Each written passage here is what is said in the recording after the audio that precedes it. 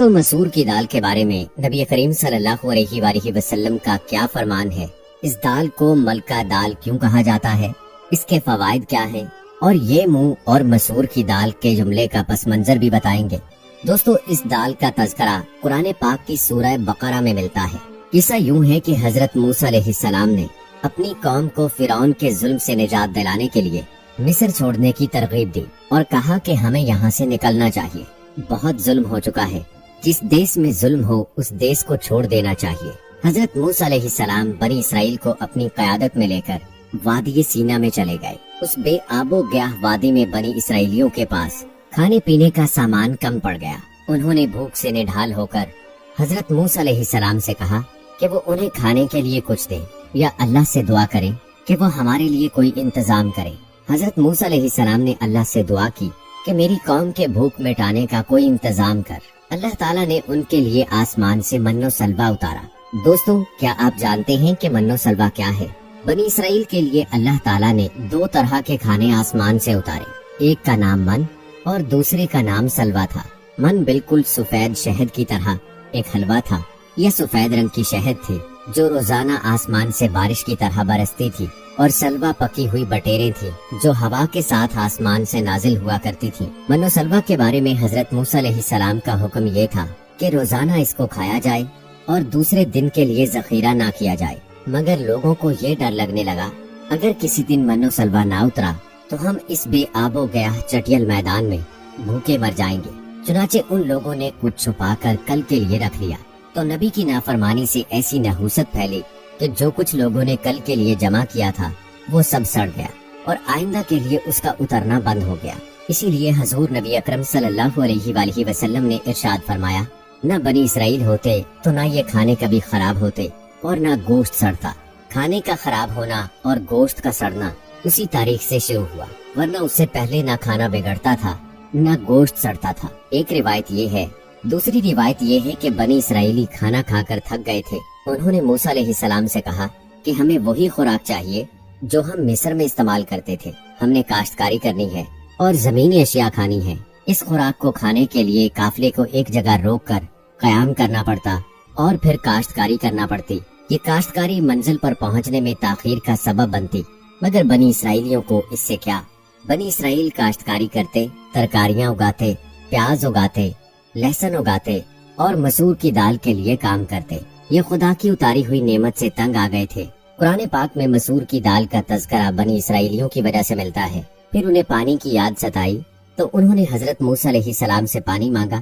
حضرت موسیٰ علیہ السلام کو اللہ تعالیٰ کی طرف سے ہدایت کی گئی کہ وہ ایک خاص چٹان پر عصا مارے جہاں سے پانی نکلے گا۔ اللہ کے حکم کے مطابق اللہ کے نبی حضرت موسیٰ علیہ السلام نے پتھر کے چاروں جانب عصا کو 12 مرتبہ مارا، چنانچہ 12 چشمے پھوٹ پڑے اور بنی اسرائیل کے 12 قبیلوں نے اپنے اپنے چشمے متعین کر لیے اور خوب سیر ہو کر پانی پیا۔ دوستو یہ تو قرآن پاک میں مسور کی دال کا تذکرہ تھا۔ آئیے اب آپ کو احادیث مبارکہ کی روشنی میں مسور کی دال کے بارے میں بتاتے ہیں۔ حضرت واصلہ رضی اللہ تعالی عنہ روایت کرتے ہیں، نبی کریم صلی اللہ علیہ وآلہ وسلم نے فرمایا، کدو کھاؤ، یہ دماغ کو طاقت دیتا ہے، اور مسور کی دال کھاؤ کہ اس کی تعریف 70 انبیاء علیہ السلام کی زبان پر رہی۔ حدیث مبارکہ کے مطابق مسور کی دال کا کھانا دل کو نرم اور سبک کرتا ہے، آنکھوں کے پانی کے اخراج میں اضافہ کرتا ہے اور غرور ختم کر دیتا ہے۔ دل کی نرمی اور غرور کے خاتمے کے لیے بھی یہ غذا کھانی چاہیے۔ قدیم زمانے میں روم اور یونان کے بازاروں میں مسور کی دال کو پیس کر روٹی بنائی جاتی تھی اور یہی عوام کی غذا تھی۔ حکماء نے لکھا ہے کہ مسور کی دال میں 12% پانی ہوتا ہے اور تقریباً 60% کاربوہائیڈریٹس۔ اس کے علاوہ ایک خاصا حصہ پروٹین کا ہوتا ہے۔ مسور طبی لحاظ سے پسینہ لاتا ہے۔ مسور کا لیپ خسرہ، چیچک اور پھوڑوں کو ختم کرتا ہے۔ مسور قبض کشا بھی ہے۔ احمد صاحبی فرماتے ہیں، مسور کی دال میں ٹھنڈک ہے، اسے چقندر کے ساتھ پکانا چاہیے، یہ فالج اور لکوا کا بہترین علاج ہے۔ مسور نزلے کو ختم کرنے کے ساتھ ساتھ جسم کے ورموں کو بھی ختم کرتی ہے۔ یاد رہے کہ مسور کی دال پھیپھڑوں کے مریض کے لیے انتہائی مضر ہے۔ ہاں اگر کھاتے وقت سرکہ یا پیاز شامل کر لیا جائے تو بہتر ہے۔ مسور اور چقندر کو ملا کر پکانے سے جسم کو عمدہ غذا ملتی ہے۔ مسور کی دال کو دودھ اور گھی ملا کر चेहरे पर मलने से जिल्द चमकदार हो जाती है। मसूर की दाल बादशाहों की खुराक है। प्यारे दोस्तों, हमारे यहाँ ये जो मिसाल मशहूर है कि ये मुंह और मसूर की दाल, इसका पस मंजर भी बड़ा दिलचस्प है। तारीख में है कि मुगलिया सल्तनत जब अपनी आखिरी सांसें ले रही थी तो बादशाह वक्त का खजाना खाली हो गया था। बस सल्तनत फकत नाम की ही रह गई थी। शाही बावर्ची भी मजबूर होकर दरबार छोड़ गया। उसने किसी और जगह जाने की ठानी। वो एक राजा साहब के दरबार में गया और नौकरी की दरखास्त की। जब राजा को मालूम हुआ कि दरखास्त गुजार शाही बावर्ची रह चुका है तो राजा ने इम्तिहान की गर्ज से उसको मसूर की दाल पकाने को कहा।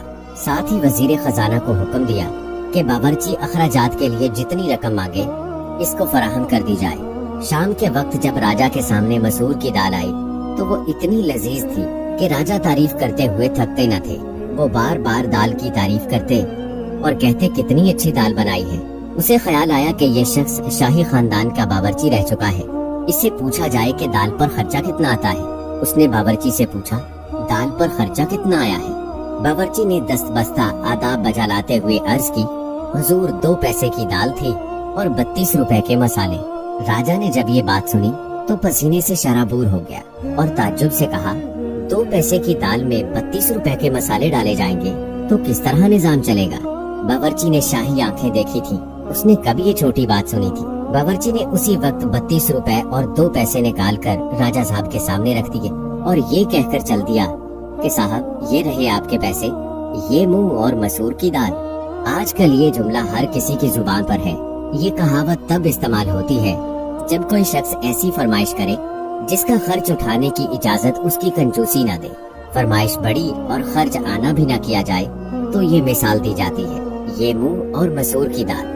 बहुत सारे लोगों को ये तो इल्म होगा कि कद्दू हुजूर नबी अकरम सल्लल्लाहु अलैहि वसल्लम की पसंदीदा सब्जी थी, लेकिन शायद ये नहीं जानते होंगे कि मसूर की दाल के बारे में उनका क्या कहना है। तो दोस्तों, आपको बताते चलें कि मसूर की दाल भी नबी करीम सल्लल्लाहु अलैहि वसल्लम को पसंद थी। तो दोस्तों, आइए आज से हम मसूर की दाल को नबी करीम सल्लल्लाहु अलैहि वसल्लम की सुन्नत समझकर खाएंगे। इससे हमारा पेट भी भरेगा और एक सुन्नत भी पूरी होगी। उम्मीद है दोस्तों कि हमारी आज की ये वीडियो आपको पसंद आई होगी। आज की इस वीडियो में आपकी क्या राय है, इस हवाले से कमेंट बॉक्स में जरूर बताइएगा। मिलते हैं अगली वीडियो में, तब तक के लिए अल्लाह हाफिज।